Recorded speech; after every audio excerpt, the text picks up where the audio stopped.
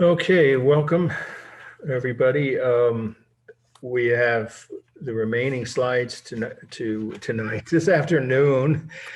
Most of my classes in the evening, obviously, to cover on Art of the Americas, and this will be North American indigenous or native art objects, mostly artifacts, not paintings, because that wasn't part of their culture. But before we get to that, I have what I was hoping we'd have a higher attendance, but in any case, I said I would do this on our last meeting on Monday. I am going to just one time only, I'm going to give people, here we go, here's another person, right? Okay, I'm going to go ahead and mention the names of the 6 or 7 people whom I have yet to receive a first paper from as a little incentive to get light a fire under them, if you want to call it that, get them motivated to try to get those papers done and turned in, hopefully within the next week, because it's not that long before your second paper's due. And then, of course, you have other midterms and so forth. Again, the point of this is people, I've never seen it fail, who wait to turn in one or both their papers at the end, you know, the last week before the deadline is, of course, the week before the final exam, never end up with an A in the class and often barely, you know, get a C or something. And that shouldn't happen to anybody with all the options for extra credit and the advance notices, I won't say warnings, if you're missing papers. But I'm not going to send an email to each individual person. That's way too time consuming. So here we go. And then we'll get started with the lecture. These are the people who are still enrolled for whom I have yet to receive, or at least in my inbox, I have not seen a first paper. Angelino Alcazar. You don't have to say anything now unless you have a question. Hardio, right? Barcenas. Okay, and then I've already taken out all those who dropped. So the enrollment is current. I just updated it last night. So, and then Julian Grossart, Amy Hernandez, Cara McKeith, Leslie Rodriguez, just about 3 more. Margot Pierce, she may have dropped, but she's still on the roster. So some of these people said they intended to drop, but if they didn't, I still have to give them a grade. So that's another thing. If anybody hearing of course, if you're out of the class, you're probably not logged on to the Zoom session. The grade has to be issued. If a person forgets to drop, I can't do anything about that after the first census, and that's up to the students. So they'll end up with an F on their transcript if they don't take the initiative to drop before the deadline, which is sometime in November. Okay, we're down to what, 2 more. Jessica Rosales and Dayanara Robledo. I think it's 1 more. Angelina Solano, I think that's it. Yeah. So I have like 90%, or not 90%, 85% of all the papers turned in. That's pretty good. Overall, that's a high percentage. A lot of classes I've had in the past, the in-person, especially, people would wait sometimes a third of my students until after the deadline to turn in either paper. I'm recommending you don't do that. If you heard your name or later when you, those are the students who I just reminded of the fact that I don't have paper from them. If they see that or hear that when they replay the video or play the video on Friday after 8 p.m. of this lecture, hopefully they'll get busy and get their papers in. Okay, any questions now before we switch to the slide portion of this lecture about, you know, extra credit? I gave back the grades for all the papers that I could, but I think there was 1 or 2 students, I mentioned this earlier, pretty good grades too, without saying anything about what those grades were. Bao Tron, I can't return the grade to that person because I don't have a current email address for them. It's somebody else's email. When people do that, they cause unnecessary confusion. So when you send your next set of papers in, everyone, please make sure that the name on the email matches the name you registered in class, or that it's your own email. And if you have some strange nickname, handle, whatever it is, please then make it clear in the identification of the email.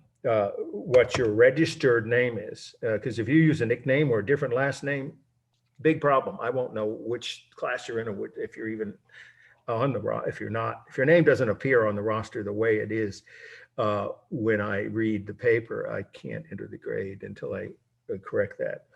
All right, I hope that's clear. All right, anybody, before we start today's lecture, have any questions about what we just talked about? And of course, if you didn't see Monday's lecture, it will be posted along with this one by 8 p.m. on Friday. Okay, so here we go. The first must know, let's get started with that. Coming up is this one. It's one of my favorite pieces from this lecture or this topic. Okay, so again, looking on your syllabus, this one is 2 words, bandolier bag, 2 words, bandolier bag. And some of you know what that word means. B-A-N-D-O-L-I-E-R, bag, Kansas, 1860.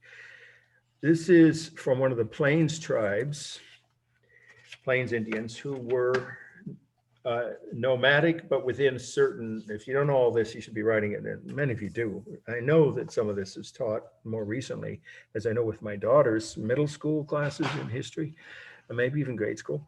And California requires certain levels, but I don't know how much anymore. Not when I was in public schools. It was up to each teacher if they wanted to even discuss Native American culture or history. And of course, it ought to be included in any history of this, country, this culture, not only what they achieved within their own culture, but also, the legacy of those tribes. I just finished a piece, by the way, extra credit option, brand new, ding, ding, ding, here we go. I just found out that my piece I wrote, I spent months working on it, on the Miwok, and I am going to show you 1 or 2 slides from that selection. What's right there on the syllabus. Which is a new file and a new topic and new slides that I've never shown before. So it could be that the Miwok village, the last slide we're going to see today, might be on the final. The point is my piece on Chief Marin, misnamed several ways. It wasn't his name in either Spanish or Miwok indigenous language. He was misnamed by later settlers, and that's why people think Marin County was named after him, and it was, but that wasn't his name. So the article's in Marin Magazine, and you can get extra credit 2 ways. You can either forward me a link, which hopefully you'll read it, but I don't have any way to require you to read it to get 5 points as an article, just like you could with any other article. Okay, here we go. So that's one option. Okay. And that's 5 points. If you just send me either a screenshot of the article itself, well, it's online, so it'd have to be a link, I think. It'll be out in print, though, after the 1st of, well, no, it's before Halloween. The last week in October, once I know it's in print, actual print, that will get you 10 points. If you can grab a copy, Marin Magazine's sold, distributed, and even occasionally just left in stores and things when people have read it. I've seen them in doctor's offices. If you can find a hard copy, that's worth 10 points if you're able to send it to me, and I will reimburse you if need be. What we know, about 45 cents, I don't know. Just the actual pages in the articles, what I've had students before do, which is you can just, it's only 3 pages. So that shouldn't be more than a normal letter. What is that? 55 cents, I think, for postage. I don't know the post office. What article did you say was? Say again. It's in Marin Magazine. Okay, Which and I'll article? send you guys an email. And it's called Chief Marin and the Miwok Legacy, or at least that's the title I gave it. And of course, it'll have my name. There's a little picture, mentions that I teach at Santa Rosa JC. So if you send me a link, it's worth 5 points, just like any other article relating to art, because it does discuss the physical legacy, which we're about to do now, of one of the more relevant, certainly the most relevant of all the pre-Columbian is the old phrase, right? Indigenous cultures, the one that occupied the Bay Area where we live, the Miwoks. I hope you've all heard about them. Pretty amazing culture. We'll talk about them at the end of today's lecture. So that's 5 points if you send me a link to the piece. That link is live. I saw it yesterday. My editor sent it to me. But the printed edition would get you 10 points if you just tear out the pages. I mean, hopefully you don't tear them in half, just use a razor blade. It's pretty simple. And just if you get a hard copy, you don't want to mail the whole magazine unless you feel like it, you could. But just the section is 3 pages with including pictures that I provided. That's worth 10 points if you do that, and then mail it to me. And I'll have to give you my address. I'm not going to give it out over this because that goes on to YouTube, my home address. I'll give that out by email. Once the article's in print, you'll get an email reminding you of that option. So you have 2 ways to get extra credit if you either download the piece or forward me a copy of it, a link, I should say, of it. That's 5 points. If you actually get a hard copy and, you know, take out those pages and put in an envelope and mail to me, I'll send you my home mailing address. That's worth 10 points. Okay, let's talk about this piece. Bandolier, I think most of you know how to spell that, right? But I'll go ahead and spell it for you. It's Bandolier, Bandolier bag. And I already said the locations, what's today, the state of Kansas. 1860, well, if you know your history, that's the year Lincoln was elected president. Civil War is about to begin. There were still some conflicts during the Civil War. The U.S. military is pretty well preoccupied putting down the Confederacy, right, as you know. So this is a period when a number of the indigenous tribes on the plains, we're talking about the Plains Indians, we'll just, you don't have to know exact names of all the tribes. Some of you know they were Sioux and Creek and other really powerful, very powerful warrior, mostly warrior cultures, which of course they would have battles with their rival tribes that you know were nearby or sometimes would incur, you know, over their territory. And so this would have been a piece of military equipment. Quite literally, the word bandolier, I think everybody knows what it is, but if you don't, you should write this, right? It's where you carry your ammunition. And as you may know from your study, some of you, of the history of indigenous cultures prior to the arrival of Europeans, there were no horses in North America, none. And there were no firearms. Those were introduced by Europeans, as you probably know, but quickly adopted in a very effective way by the warrior clans or tribes, actually tribes, that chose to either use those two things, horses and firearms, in defending their own territory or occasionally incursing, I never know that word, you know, invading another tribe's territory. I mean, you know, that did happen between the native cultures. It wasn't just Europeans that did that to the natives. It happened. Sometimes they'd fight each other. It's very serious battles, but usually after those battles, there was a settlement and then peace would ensue for a long time after that. We'll see some evidence of that with one of the next slides. Okay, but this is just an object that is beautifully, of course, handmade. It's definitely not something made in a factory in New England where some of these kinds of objects might have been made for US military.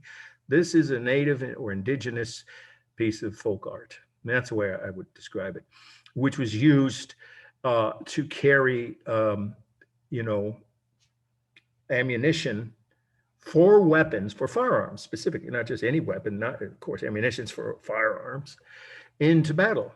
And so, of course, it should be obvious, but if it isn't, again, you want to write this. The ammunition was carried in the pouch at the bottom. The pouch was over the front. If this isn't obvious, I should think it would be by just looking at it, but it's part of the meaning now. So if it isn't obvious, you should be writing this. So this would have been over the neck, right? Draped over the back of the neck, of course, not the front, facing forward. And then these two straps here, you know, they're not really straps, you know, bands, right, of fabric, beautifully, we'll talk about the decorations in a minute, beautifully decorated, hand stitched, would have been draped over the front of that warrior's body. And then this bag of ammunition, bandolier bag, would be in the front, of course, roughly over their groin area. So they could reach down and grab their ammunition as needed from on horseback mostly. Well, that is definitely how the Plains Indians fought their battles. Some of you know about Little Bighorn. That's one of these, was not this very piece, but something very much like it. Many of them would have been worn by the Native American tribes that wiped out Custer and his soldiers, who would, of course, there isn't any dispute over this, had been, you know, massacring tribes in various parts of the western frontier. So whatever, you know, I don't want to get too judgmental, but I think they got what they deserved. In any case, they were wiped out, as you know, at the Battle of Little Bighorn. And it was by warriors who would have gone into battle with these kind of equipment, bandolier bags, and of course, rifles and horses. Okay, that's most of the meaning, except we want to talk about the patterns here. The beautifully done decorative, geometric is really a better word, not decorative, geometric patterns that create a rhythm, we're going to talk about the formal elements in just a moment, are on one side. Of course, if this is draped over someone who's standing in front of you, then that's the left side. And then the right side has these really wonderfully designed abstract tulip patterns. At least they sure look like tulips to most historians. And there's no written document we have to go on as to how the creator of this, it probably was done by some of the women in that tribe for the warriors, for their either their husbands or someone, a member of their family, perhaps. In any case, it would have been done by an indigenous artist during, of course, a peaceful period before these were used in battle. And then down here we have just sort of, it's hard to identify, so you can just say leaf patterns. They appear to be just plants, you say plants or leaf patterns, all of which creates very powerful rhythm. And that's, of course, overlaps into the formal elements, formal analysis. And it is, let's do that now. It is in real space. There's no techniques for space. It's a three-dimensional object in real space, of course. So what we can see, actually, let me get rid of this so you don't have to be distracted. There we go. Which would be about 4 feet from the top of the neck piece to the bottom of the bandolier bag.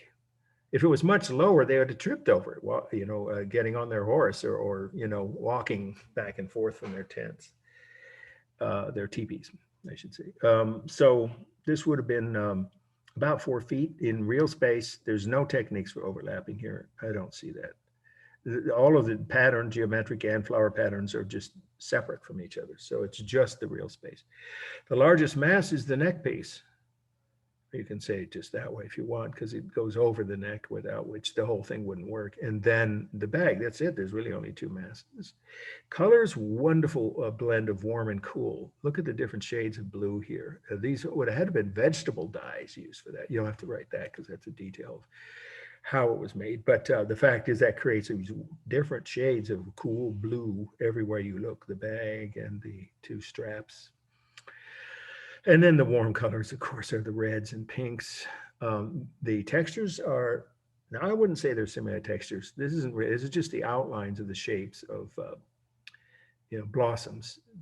They look like tulips. You could just say flower blossoms if you want to keep it simple. And down here, more leaf patterns.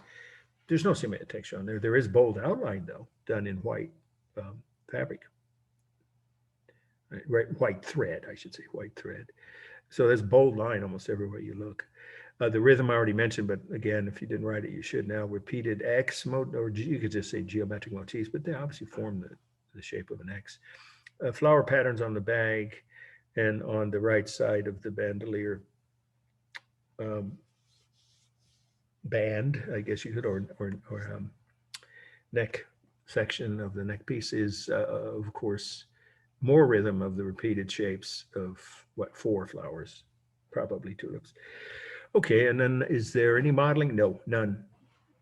And this is in a museum, so the lighting just doesn't even create modeling.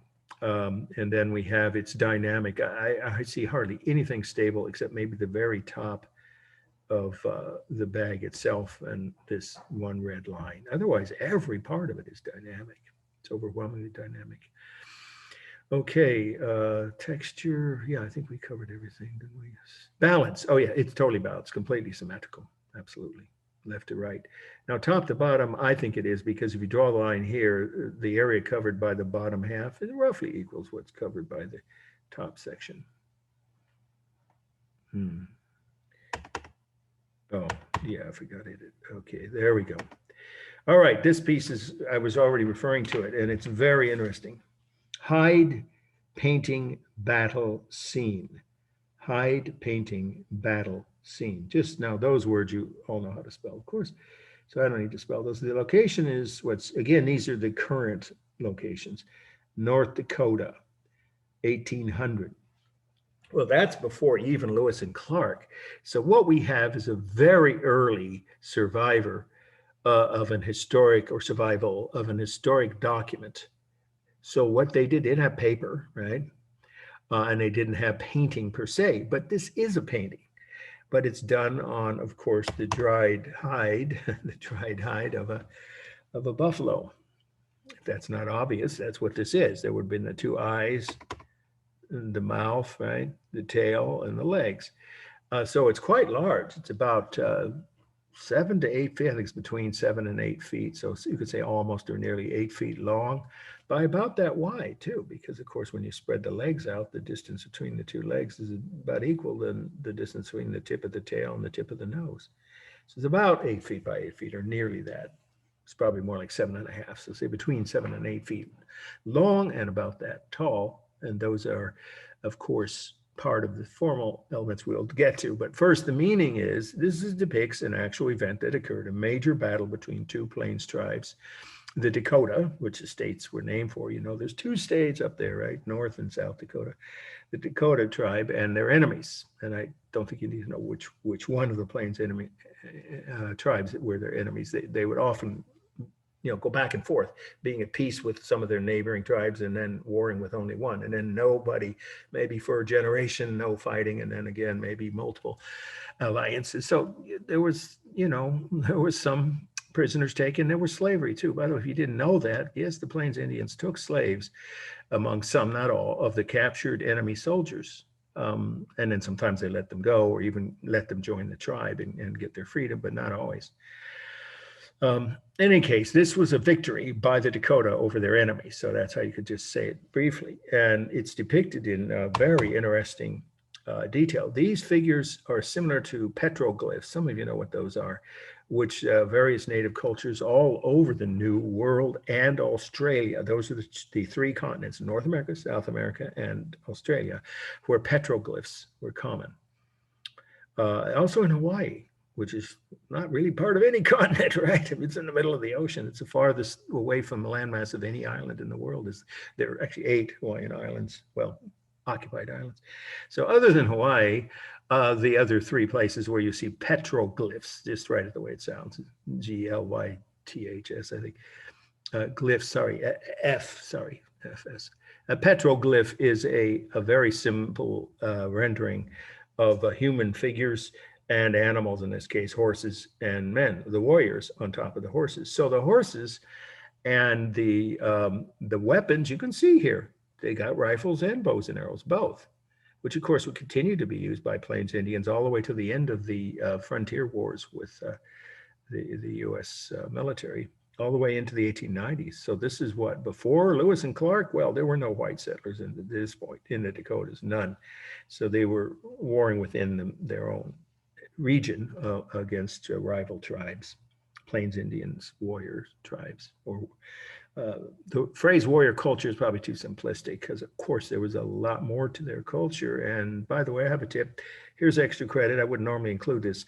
Little Big Man, Dustin Hoffman's first, well, actually second starring role, an impressive, he should have gotten the Academy Award.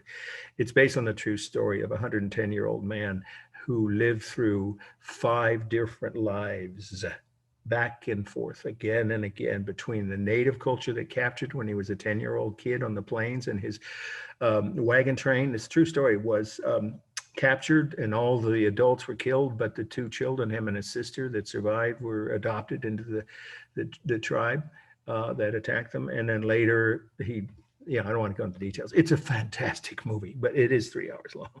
But if you wanted to watch that and write a summary of, because it talks about some of their cultural aspects, not just the warfare that they had to continually defend themselves. At this point in the story, it would be against white settlers that were incurring on their territory in the plains. But it discusses some of the aspects of plains cultures. Like, for instance, they had a totally acceptable attitude or accepting attitude for homosexuals. I didn't know that before.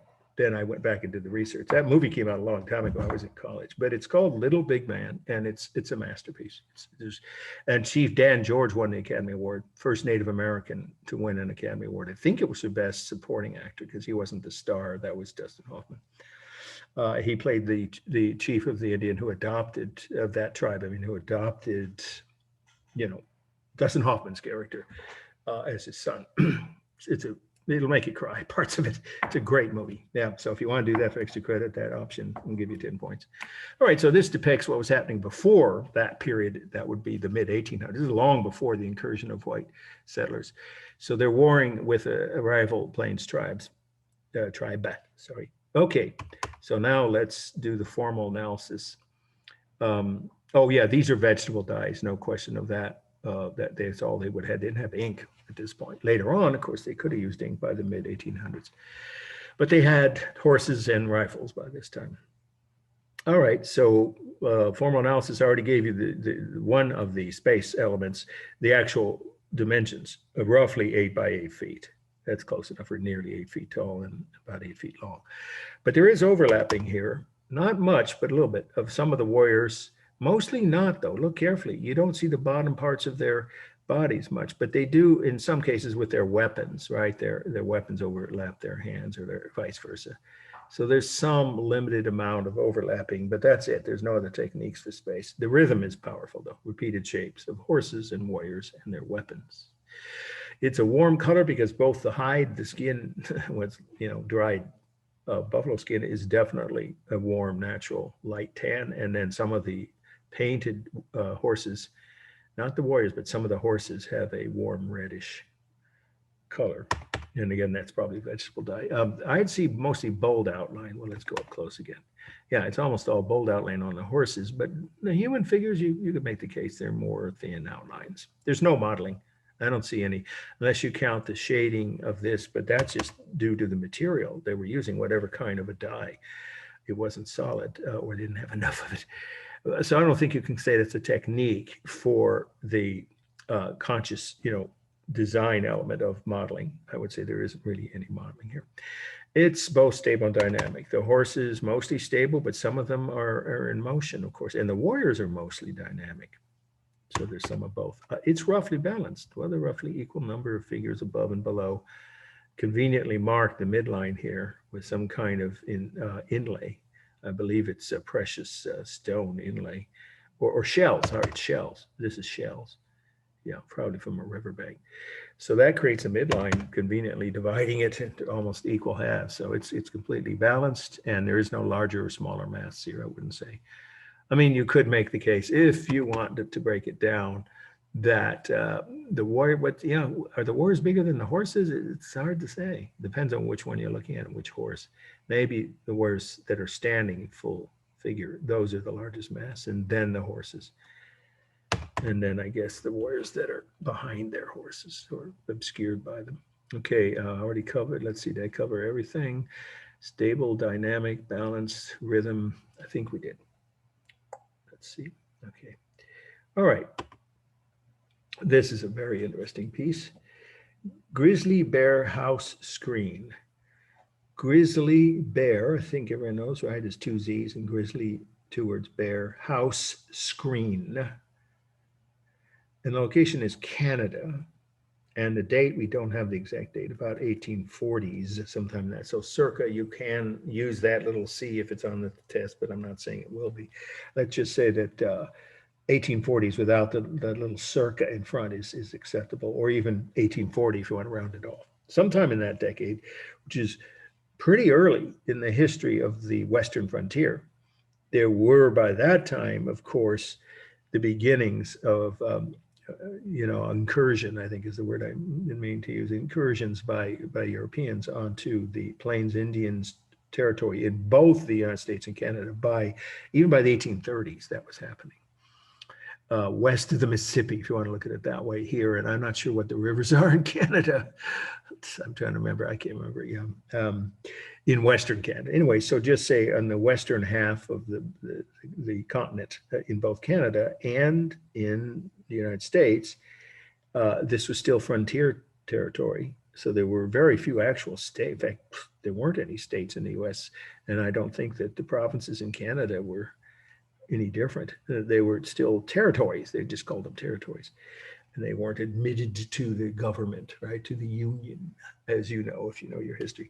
So this is a territorial period of territorial settlement is the way to say it, by Europeans, mostly white Europeans, and incursions definitely, and of course by force into the areas of the Native American tribes on the plains in both Canada and the US. And so there's one big difference here, though.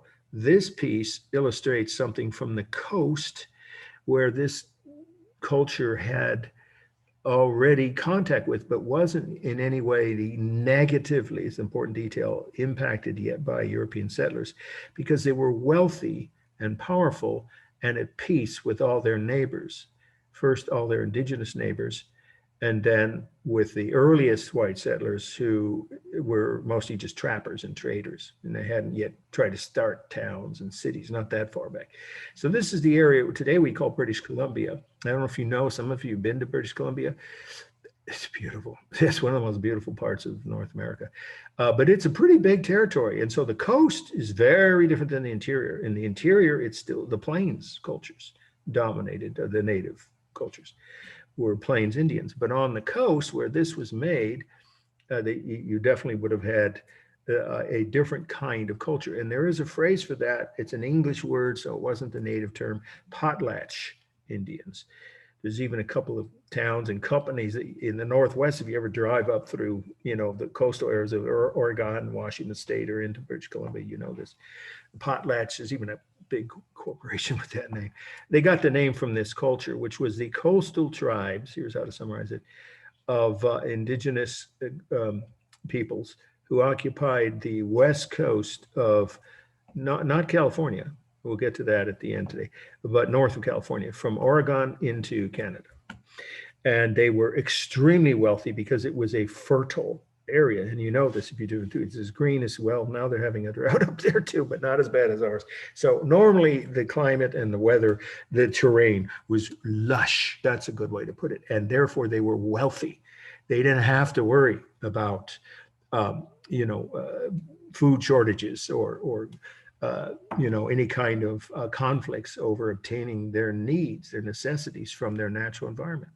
The environment provided them. So they actually became wealthy enough that they had, this is the last part about who were the potlatch, that's P-O-T-L-A-C-H is how the English translation is spelled, peoples. And there were several tribes that were under that broader heading. Among potlatch cultures, they had contests where instead of fighting each other, they'd give away things to their rival tribes. And the more the tribe gave away, that tribe would win that particular dispute. If they had a dispute over anything, somebody was in love with someone else in another tribe, whatever, or territory, or whatever, some kind of dispute, they'd settle it peacefully by each chief of each tribe deciding how many objects they had to spare. That could be anything, blankets, or like this, totem poles, or doorways. This is actually a doorway to one of their wooden houses, food, whatever. And they'd give away those material objects as a sign of their superiority. And the more they gave away, the more powerful they were. So whoever gave away the most, whichever tribe won that contest with no bloodshed. Fascinating difference, isn't it, between most of the way the rest of North America, in the rest of North America, how conflicts were settled. Of course, obviously, but most, but not always, most of the time violently between European settlers and native indigenous tribes, but often between the indigenous tribes themselves. We just covered that, but not here, not here. It was almost always a peaceful confrontations when they occurred. But most of the time they got along fine with their neighbors because everybody had more than enough in that part of North America. So that's pretty much all the facts about the meaning except for one. Grizzly bear was a sacred animal to these cultures, the potlatch or Northwestern cultures. And grizzly bears were used as a motif in their art. And that's what this is. This is a wooden entryway to one of their lodges. That's the right word. We'd say house, but that implies it's a single family residence. They weren't. They were group meeting houses as well as group living quarters, lodges, just like the word lodge today. But some of them were only used for group events like tribal meetings, conferences, or negotiations with neighboring tribes. So various kinds of public events, such as meetings for different purposes, were held in some of the lodges, if that's their purpose. Others were used as actual residential space, and usually more than one family, if they were big enough, of course, could share the space, or one very large extended family, right?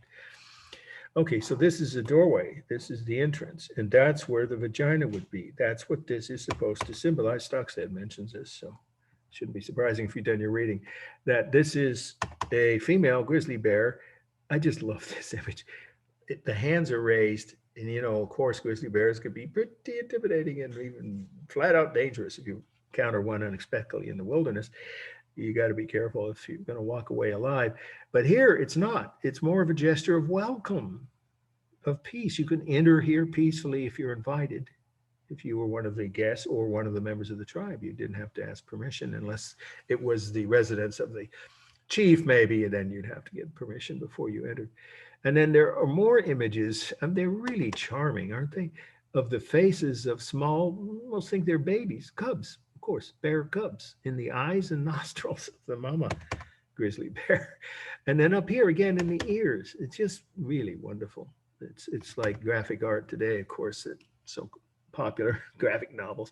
And then I even like the detail here at the bottom. And if you didn't notice, there's more faces here on the legs and arms. But this may be the most, you know, right? Their claws, their paws with their, you know, obvious, potentially dangerous, right? Sharp claws at the bottom of their feet.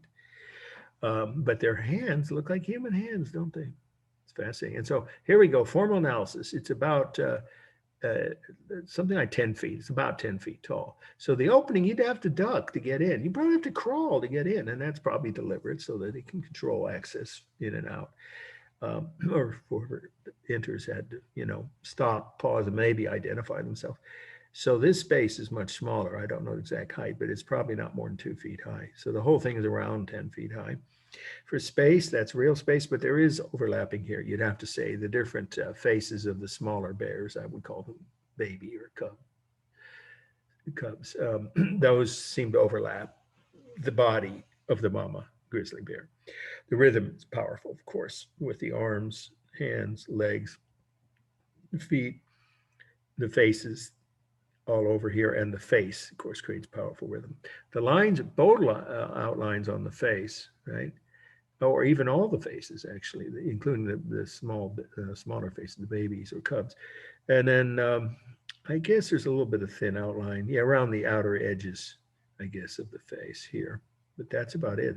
Almost all the other lines are bold. It's a mixture of warm and not cool, but neutral. Black, that's black. Here they probably did have ink by this time. I'm not sure. Just say that it's a black stain of some kind, or color-wise, of course, that is not cool or warm. That's neutral. So there's a lot of black or neutral, obviously in the face, all the details in the face, and in the middle of the mama bear's body, and on the other smaller faces. Otherwise, all the other colors are a warm red or kind of a salmon, actually. By the way, these were great salmon. You can't say hunters, fishing. Sorry. That's one of the sources of their wealth. They never overfished. There weren't so many of them that they probably even would be possible to overfish. So they lived off of a lot of the natural environment that just was right all around them, including salmon runs. And so sometimes salmon are depicted in their art, but not here, obviously. Okay, balance, totally symmetrical. I mean, either way, top to bottom, obviously left to right, but also if you draw the line here, it's balanced both ways. The largest mass, well, it's a single mass. I wouldn't say that there's a larger or smaller mass. And there's no simulated texture, but you could say it's implied on the lips and the eyebrows, at least on the largest face, the mama bear's actual face. There seems to be some hint of that, of simulated texture, but other than that, there really is. And there's no modeling. So there's very little simulated texture, just limited maybe to the mama bear's face, or the largest face, and no modeling anywhere. Don't see any at all. And it is almost entirely dynamic, except you can make the case that the shape of this, and no real bear has the shape of head, I mean, would be this stable. But you could make the case that it's almost stable in terms of its being mostly rectangular, the shape of the mama bear's head, and perhaps the lips, but that's it. Everything else is dynamic, as the piece is dominated by dynamic lines everywhere you look. Okay, am I forgetting anything? Overlapping, I already mentioned space, color, modeling, texture, balance, rhythm. I think I meant, yeah, I did rhythm, right, which would be, of course, the repeated arms, hands, legs, and details of the faces. Okay. All right. This one is Taos, the next must know, and I'm not going to cut it from the study list. Oh, I'm sorry. I should have told you that I'm going to not, well, we'll see. You know how we're going to do. We did this already for the midterm. So this procedure, just as a quick heads up, for the review, I'm talking about for the final, is the same. We will reduce the list by at least 40%. Actually, 50% is what I put it in writing, so you guys can count on that. That will be the total number of slides we'll cut from the second half of the syllabus, because there are more slides after the midterm. Remember, the final is not cumulative. So we're going to cut the total list down by 50%. That's quite a lot. I don't usually do that, but there's more slides, so I thought I'd give everyone a bit of a break. And of course, the test is like the midterm, is going to be open book and open note. But in any case, this one I definitely won't cut from the study list. I didn't say yes or no whether I might or might not cut any of the previous three, but you should keep those notes until we do the review, of course. Okay, so this one is a really important one. Taos is anybody here been to New Mexico? Anybody today? Nobody? I thought some of you wrote in your mini bios that you traveled throughout the Southwest or Arizona. Well, it's a place you should go if you have any interest in the future, if you have a chance. And it is safe to drive now across the US, depending on which state you're in, whether or not you have to wear a mask. Okay, so this is New Mexico, the location, of course, the state of New Mexico. And the little c, as always, you can ignore it if you don't want to use that, is circa 1500. Okay, so when this set of houses, you can say multi-unit apartments, but that isn't really accurate because that implies something very modern, but that is what they kind of functioned as. So here's the point, the first fact about the meaning is when these adobe, they were, which is a kind of almost like stucco. Well, the stucco is on the outside, so you could say stucco over mud brick. That's adobe. I think you know that's a Spanish word. They coined that term. Pueblo style architecture, the Spaniards learned that technique of construction from the native tribes that they conquered in the 15 and 1600s. So when this was built, though, the Spaniards did not yet, they had not intruded is the other word you can use, let alone conquered the Southwest. That came later. That came in the late 1500s. So this was built before dominance over the Southwest by Spanish invaders or Spanish conquerors. It's built when these tribes dominated this. And these are the Pueblo Indians, at least that's the word in English that's used to describe this culture. They built there's no other way to say it, multi-unit, multi-level, multi-unit, as you can see in this photo. Of course, we'll describe this the exact details when we do the formal elements. So once again, they built multi-level, multi-unit residential structures, houses, you can say that, or housing if you prefer, in many of their towns. These were towns. These are not just, these were not nomadic tribes, the Pueblo Indians. They had permanent residences. So this is one of the larger ones, and it's still there. This photo is probably 70 or 80 years old, but if you go there, it wouldn't look much different now. And it's still occupied by descendants of the people that built, at least the last time I went there. I've been there twice. By the way, Taos, you don't have to write this. It's not often the main destination for tourists traveling through Mexico. They usually just go to Santa Fe. Oh, that's a beautiful town too, but that's a Spanish town. That was founded in the late 1500s by the Spanish. This is different, and it's up in the mountains. You can see from the photo, north, I don't remember, 50 miles, something like that, north of Santa Fe. So it's in northern New Mexico where the indigenous culture still survives, including this village of Taos. There's not really any place like it that's still inhabited and functioning the way it did hundreds of years ago, left in the Western US that I can think of. There are probably a few others, but this is the most famous one. Okay, so several thousand people lived here. There are estimates of 5, 10, 15,000. We don't know exactly. They didn't take censuses, but it was several thousand, certainly almost well over 5,000. So just say several thousand, probably between 5 and 15,000 people lived here at its heyday. Its heyday would be the first half of the 1500s before the Spanish arrived. And also this culture, I think, is an important detail, not only resisted the Spanish conquest, but rebelled successfully and kicked the Spanish out of the southwest of Arizona and New Mexico. That's usually considered those two states, or what we mean when we say the American Southwest.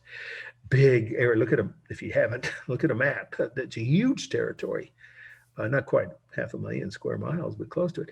That they rebelled successfully, kicked the Spanish occupiers completely out of all of that territory for a whole generation. And then the Spanish came back with a rather brutal invasion a second time and defeated the Pueblo Indian warriors.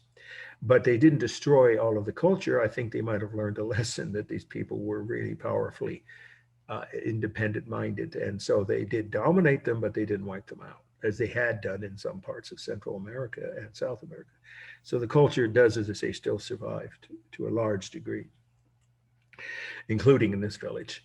Okay, so what are we looking at? We're looking at a plaza, the main plaza, I should say, a main plaza in this photo, and kilns here for them making pottery and various other ceramic objects for use in their homes. But let's go up close and see. How do they get into their homes? Ladders, then they climb down another ladder. So you had to be in pretty good shape, or if you were getting really, infirm, disabled, elderly, whatever, you might have to have family members carry you up ladders to the roof, at least originally. Now there are doors, you could see that, where you can just go in through the front door. But especially on the upper levels, originally you would have to climb a ladder to the roof, and then there was a trap door on the top with another ladder leading down to the floor below. That's how you can see the ladders everywhere. And it goes 5 levels, 1, 2, 3. Well, it depends on if you count that as a separate level. So at least 4. Yeah, at least 4 levels. That's a multi-story apartment building. The only other culture that industrial, right,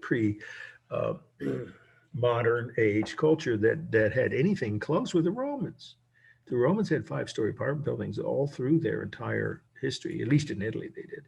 And you can still see the ruins of them. They're still standing in parts of Italy, of course, in ruins. These are not in ruins. These are occupied still to this day. And so these are 4, and some sections there were 5. I remember that because I took a guided tour with an indigenous guide that offered to give us, a personal tour of this site. So 4 and 5-story level, that's pretty impressive. And that's why we know if each one of these held as many as 24 people, either 2 families or 1 large extended family, and you've got hundreds of them. This is one section. It goes for, like, I don't know, several city blocks, I guess you could say, hundreds of yards, I should say, hundreds of yards in each direction. Continues on off the edges of the photo. So this is just the central section, which is probably the tallest portion. And this plaza, the last part of me now, was used for various public ceremonies, of course, religious celebrations, right?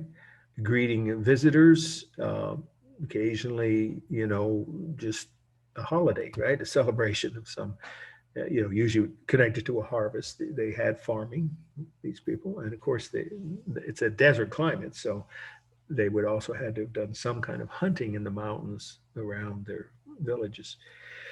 Okay, that's pretty much the main part of the meaning here. Let me think, am I missing anything? Yeah, I guess the only other thing I would add is that this, I said it at the beginning, but I didn't emphasize it, that you should now, I would say, add this one other fact to your notes about the meaning, in case this is on the final, that this style of architecture, some people call it the Pueblo style and others say adobe, is a naturally occurring, the structures are made of naturally occurring materials. In other words, environmentally sensitive or integrated. You use either phrase. That is supposed to be in modern, some of you know this, architectural terms, so accurate. Oh, it's just in the last generation or less that architects have thought that. No, that's not correct. First of all, indigenous cultures for thousands of years were building things of natural materials from the local environment like this area. These are mud bricks, and the mud came from the dirt right around them, and then covered over with plaster, which they created as well, and then wood. So they're made of wood, plaster, and mud brick.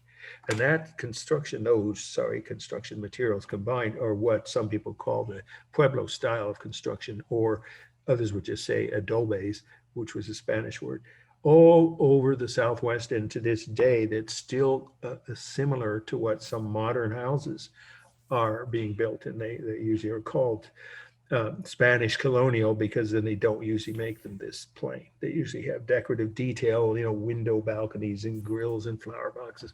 You don't have to write that. You can just keep it simple and say that this was an inspiration, this style construction, for hundreds of years after the Spanish arrived, when they adopted these construction methods. Now, of course, if you're looking at a modern house in this style, it's not going to be mud brick. That's against the earthquake code. So it would have to be something like real brick, or even not brick, but concrete. Or wood frame underneath. But these were not wood frames. But they had wood too. The wood is, we're going to now do the formal analysis. Very visible as beaming. The ceilings were supported by wood. The floors were usually dirt, mostly dirt. But maybe some of them have been upgraded to where they have wooden floors now. Okay, let's do a formal analysis. This is a black and white photo, so that makes it difficult, but it is the image that Stockstead had in their files. And I didn't have any of my own photos of it that I could use. So I'll just tell you, you just need to write this. That is a warm sand color, the color of the earth around it. Definitely an earth tone and a kind of a light, tan color, a yellowish tan even. And that is, a warm tone. There's no cool colors here, because the wood is just like all wood, a warm brownish color, the beams that project outward. Okay, so the textures are all real. The real rough texture of wooden beaming, and now the doors that have been added over the centuries are wood, of course, so that's real rough wood texture, real smooth plaster on the walls, and yes, some of them have windows, not many, but some have added windows. They wouldn't have originally have had windows. Well, here you can see a window, I think, or maybe that's a door. Actually, that's a door. There's a window. So some glass is one real texture, and then a lot of smooth plaster. So two real smooth textures, wood and glass, and the real rough texture of, I'm sorry, I meant, I have to rephrase that. I'm sorry, two real smooth textures, and that would be the glass and the plaster. You don't see the mud brick, obviously, otherwise the building would be collapsing. Mud brick melts in the rain. That's why it's covered with stucco always. So the smooth real textures of stucco and glass, and the rough real texture of wood. No simulated textures. Then we have the rhythm. Each house is rectangular. I don't think any of them are not. There's no solid cubes here, although that one comes close. That might be the exception, but even that, of course, is similar in shape, right, to at least some parts of the surrounding houses. So the shape, the mostly rectangular shapes, are repeated over and over, as are the doorways and the ladders. So there's powerful rhythms here. And then we have the largest mass. Well, it's probably the upper level, which is more like a story and a half. This is probably one of the larger families, maybe even the chief's families, extended families, residence originally. 500 years ago, probably that's what it was. But otherwise, you could just say the whole thing is a single mass, because they're all connected. But if you want to break it down, I would say the largest mass is the largest section at the top level, the fourth. In this slide, it looks like the fourth level. And then it's up to you to decide which one of these houses, if you want to divide them into different masses, or the second or third largest. For space, each individual unit accommodates 1 to 2 extended families. So anywhere from a dozen to 2 dozen people could live in each one of these residences, and they are separate. So they're one big, large open room inside. That's how the space is divided. Now, maybe this has multiple rooms. Probably, again, the chief's residence, if that's what it was, might have had multiple rooms. But the ones I saw, because I got to go into these, some of these were just single rooms. So that was how the space was, one long rectangular room with about an 8-foot high ceiling. They weren't very tall, but they were definitely high enough for any normal adult to stand up without worrying about scraping your head, as was the case with houses in Europe at that time. I mean, some of them had ceilings below 6 feet, but these were around 8 feet, most of them. Okay, let's see, what do we forget? Oh, balance. Well, in this photo, it looks unbalanced toward the right. But if you were to stand in front of this section, as I have done, and look straight up, this would be symmetrical, roughly symmetrical, right? About equal if you do the line down here. Left to right, you could say at least the far right section is balanced left to right, but all of it is unbalanced toward the bottom for the obvious reason, how wide the ground level is, much wider than even the level right above it. So it obviously is unbalanced toward the bottom. And then we have, let's see, stable is hardly anything dynamic. You could say the ladders are, but they're not part of the structures. So the structures themselves, the doors, the windows, the roofs, the facades, all stable. There's nothing dynamic about it. And the modeling is just the shadows from the sunlight that, of course, are naturally occurring here. There's no technique for modeling. And finally, the one thing people seem to forget, and a few people miss 1 or 2 points on maybe the exam or your papers, but not major, but it could make a difference, is to make sure in your second paper or on the final exam essay questions, you don't forget that line in architecture is almost never drawn, occasionally carved into a building if there's lettering, but that's not usually the case. So most of the time in architecture, line is not thick or bold, it's not outline, it's none of the above, it's visual line. And that's what you see here at the corners. The sun creates the impression of a line, the modeling, of course, in the sun. So I think we've covered everything on this. Now, here's what we're going to do. Real quick, I'm going to show you the last must know, and we'll end maybe a little early, and I'll stick around for questions. I'm going to now pull up the Miwok slides. Let's see where those are. They should be. Oh, it always does that. Yeah, I think what I have to do is just X this out. Just give me a minute here. All right. Yeah, here they are. Miwok Indian slides. All right. We're just going to look at one. These are my own slides that I took. So we're going to discuss who the Miwok's culture was. Actually, let me see. I had 2 views. No, actually, I think I did this to go the other way. Yeah, there's not much difference in them. So we'll just use this one. It's a little closer up. All right, so this is the last must know slide for today. Miwok is Miwok, village in Nevada. So actually, I'm going to go ahead and go forward to the one where I took. Yeah, there we go. This is in Olympia. This is all the meaning now. Who were the Miwok? First of all, they were the indigenous culture that occupied the Bay Area. Yes? You might want to share your screen. Oh, yeah. I know what you're going to say. I apologize because. No worries. No. Thank you. Because it isn't yet visible. I know how that is. So here's what we do. Yeah, I just skipped a beat. I didn't mean to do that, but here we go. I have to hit share screen and then go back to it. And it should be visible now. Can you guys see this now? Yes, we can. Thank you. Thank you very much. I don't know. It's very helpful. I'm sorry, I forgot to do that for a moment. But now we're all good. Okay, so what are we looking at? We're looking at a village. So now you didn't get distracted by the roundhouse. They had 2 kinds of houses, but I didn't yet really give you the first thing about the meaning is who were they? Well, I hope you've all heard of them, the Miwok coastal culture or tribe. They're usually called a tribe, actually, but that isn't quite correct because within the Miwok population were multiple sub-tribes. So you can just say the Miwok coastal culture or people. I prefer that phrase. Miwok coastal, as in the word coastal, culture or people. They occupied everything north of the Golden Gate and up to, Mendocino County. This is part of the meaning. And everything from the coast of Marin and Mendocino County, all the way to Clear Lake in the interior. That's a big area. So the northern half of the greater Bay Area, and of course, a large part of the northern part or section of the Central Valley. That's a very large geographic area. There were probably hundreds of thousands, not hundreds, but tens of thousands of them occupying those areas. Some think as many as 150,000 occupied that area. In their golden age, of course, they didn't have censuses, so we don't know for sure. We can only go on based on what the first Spanish conquerors, and they were, of course, conquerors, estimated in their educated guesses of how many people that were in the areas that were conquered.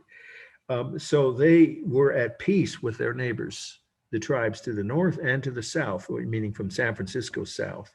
Oh, by the way, the Miwok also occupied all of what's Contra Costa County. Did I say that? I implied it. Contra Costa County, the north part of the East Bay.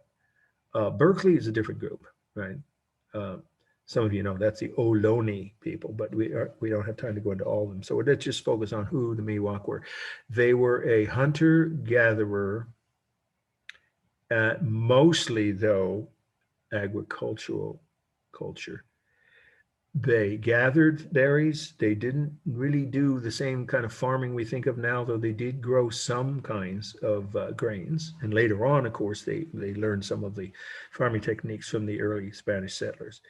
But they were very self-sustaining and environmentally, of course, integrated totally with their environment. For instance, these teepee-looking houses are the Miwok kochkas.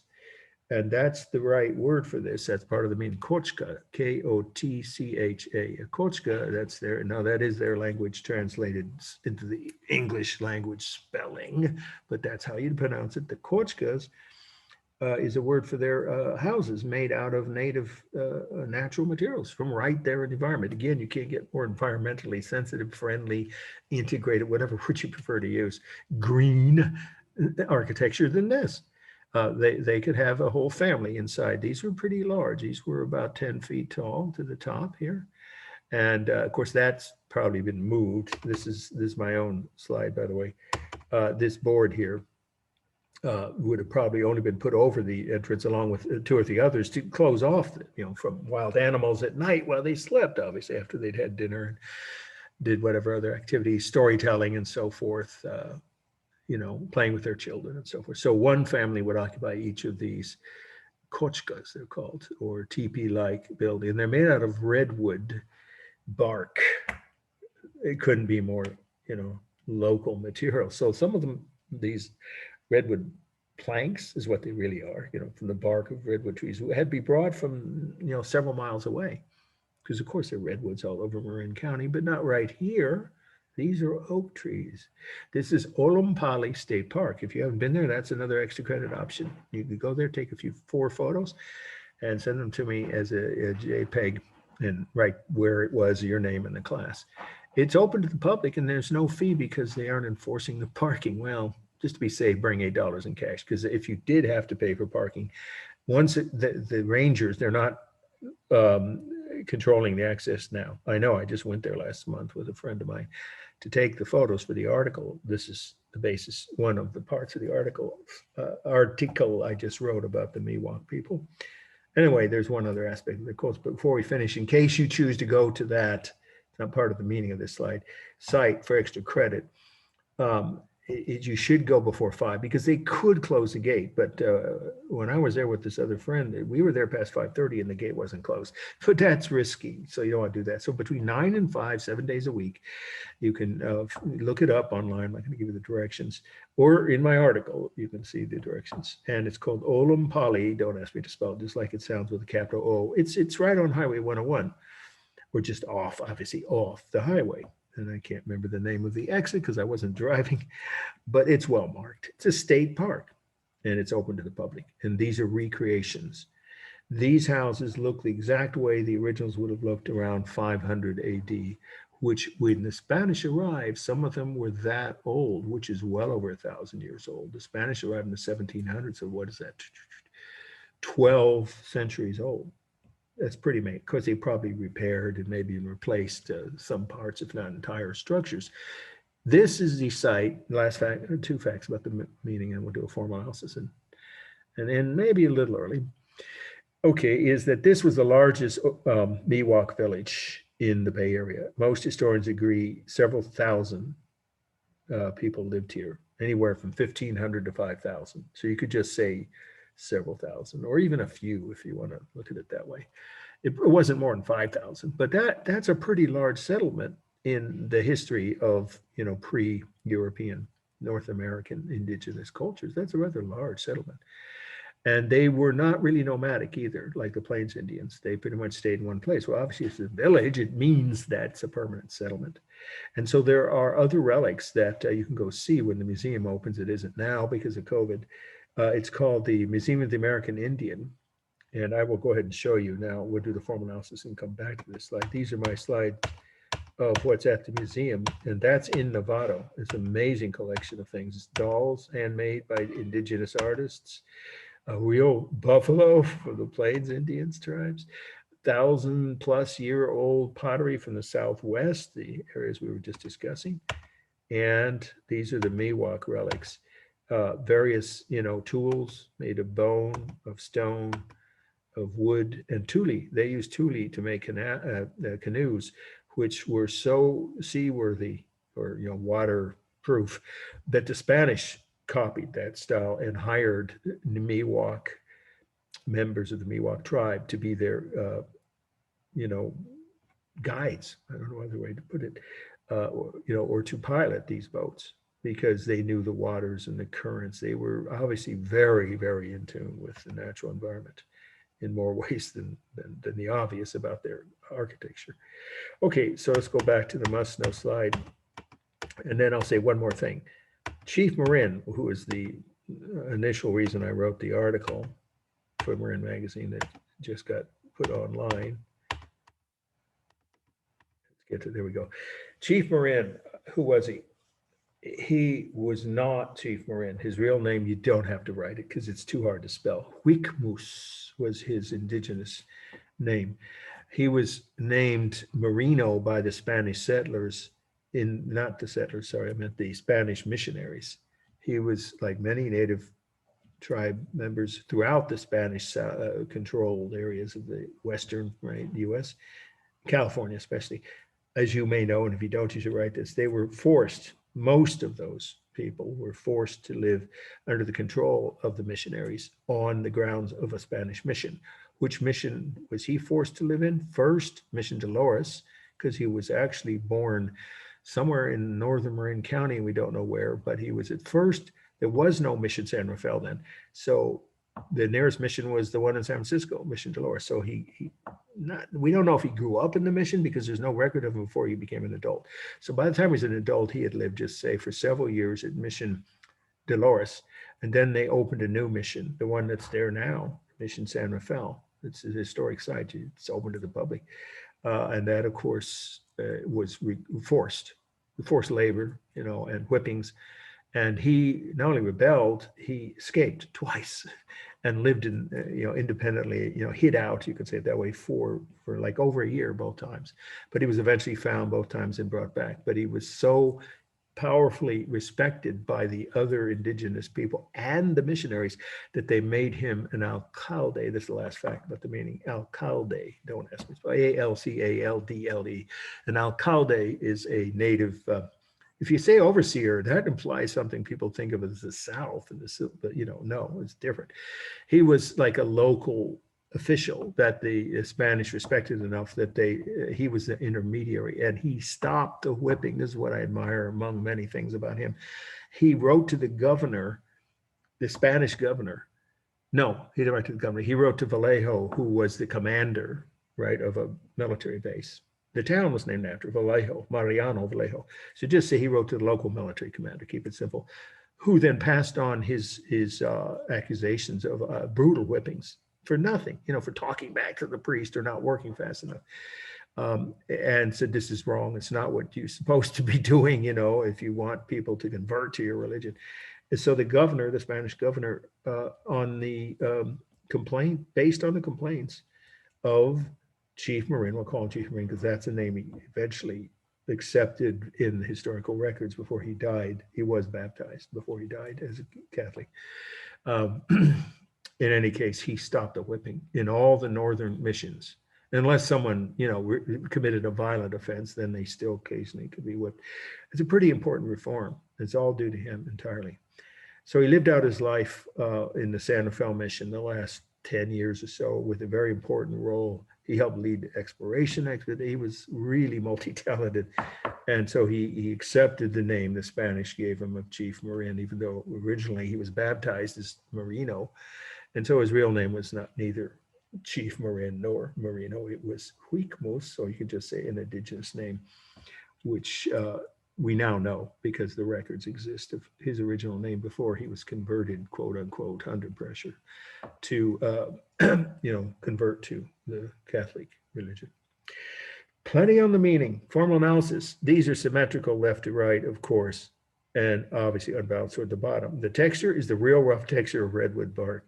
Colors, it depends. It ages into a silvery gray, so you could say it's now cool, but originally redwood is warm. So you decide. I mean, originally, of course, earth tones, so warm, turning into a grayish cool color over the decades. Let's see, dynamic, there's nothing stable about it. I mean, that one piece looks stable because it's just leaning up temporarily against the entryway, but totally dynamic in the lines. And there is no line here except between the boards. So that's created by the modeling, the shadows from the sun, of course, which is visual line. There's no drawn line. The texture is the real rough texture of redwood. There's no other texture. And then we have, let's see, a single mass. Yeah. Oh, for space, they're about 10 feet. They're large, round rooms, one open space, round or conical. Really, the right word is conical because they taper. So on the ground floor, they're round, but they're conical spaces, one big conical room with about a 10-foot high peak at the top. That's it. There is no other technique for space. Am I forgetting anything? Modeling, texture, balance, color, rhythm, of course, would be the repeated shapes of each board of redwood. Okay, well, we're right on time. So now, anybody have any questions? I'm going to go ahead and stop share so you can see if you have, or I mean, I can see you if you have questions. Anybody about anything relating to extra credit or the lecture we just had, or your grades so far? Again, I read out, I'm going to do it again, the names of, I think it's about 8 people that have yet to turn in their first paper. So hopefully those people, if they're not here today, will have heard their name by the time this is, they see it posted on YouTube after 8 p.m. on Friday. And try to get those people, if they would, it would be to their advantage to get their papers, their first papers in within a week, if you possibly can. So I can grade them and get them back to you before you start working on your second paper, which is only about 3 weeks away from now. Okay, any questions, anybody, about anything we just covered or anything relating to extra credit or any other grade-related questions? I gave you 2 new options for extra credit. Don't forget that if you just joined us late.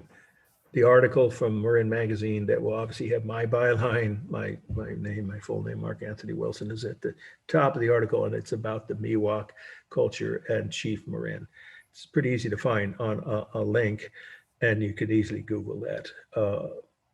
I will send you a heads up when it's in print, which won't be until around the end of October. And then if you get a print copy, you can tear out just the article, I think it's 3 pages, and mail it to me.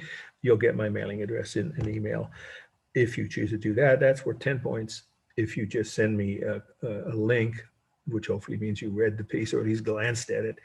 Again, don't forget, it has to be a PDF. It needs to have your full name as you registered, and it needs to give the class. And then you get 5 points, just like you do for any article that you send in that's related to any of the topics we covered in this class or any visual arts.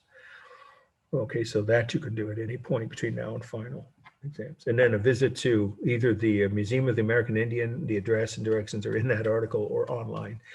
But it's not open like normal hours. You have to check their website or call their voicemail, phone number. I mean, it's open certain hours, limited hours because of COVID. And that's in Novato, in the town of Novato. And the other site you can go to, again, 10 points if you bring photos back from either place to prove you were there, is Olompali State Park along Highway 101, which is just north of Novato. So those are new extra credit options that didn't. What museum?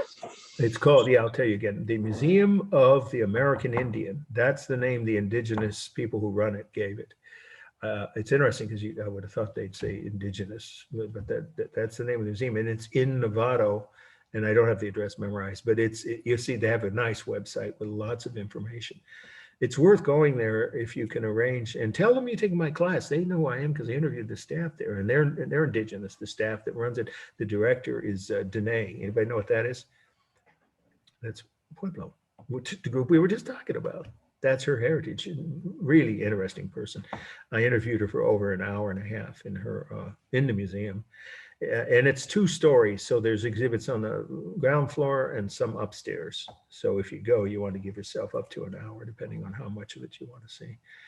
There's all kinds of handmade objects from not just the Miwok. That was the core collection when it opened 40 years ago. The museum opened around the, I guess, late 70s, early 80s. So it's one of the first museums of indigenous culture. But there are closed, isn't it? Say again? They are closed. The name again, you want to? No, they're closed. Yes, they are, except by occasional appointment. I would say that they ought to reopen before the end. You know, San Francisco, right? The whole county, well, it's a city and a county, and Marin County are allowing people to, you know, open up things again, like gyms and things with minimal requirements. I think even no masks are allowed. So it is up to each individual site. All I can tell you is I'll check, actually. Once my article comes out, they're going to get a lot of inquiry about that, since Marin Magazine does have a large circulation, I was told. So for you guys, in the meantime, I think I'll check on that and see if any of my students identify yourselves wanting to go there. It's well worth, you know, an hour of your time. And all they ask for is a donation. No set amount for an entrance fee, but you want to give something. It's extra credit, plus it's educational, and the people and the staff are really helpful, friendly. I enjoyed the time I was there. I never heard of it before I started researching the article. I'll find out if it's going to be open anytime before the end of fall. It should be by appointment, but if it's not, then you can just go on their website and forward to me any information, and that's worth 5 points, you know, from whatever. They have several articles on their website about the history of that museum and other indigenous cultures, including the Miwok, but it's more general than my article, which is a feature-length article. Okay, any other questions? We're about ready to call it a night because I have to prepare for my evening class here. Anybody else? One more time. All right, you guys, thanks for your, you know, interest and your comments and questions. So I'll see you all next Monday when we will talk about art of the Pacific cultures, including Hawaii, which many of you have been to, I know from your mini bios, and also of Africa from the last 200 years, roughly. Thank you, Mark. All Take it right, easy. thank you guys. Thanks. I always enjoy hearing your input. you. So, Thank you. all right, we'll see you soon. Maybe some of your extra credit too. Okay.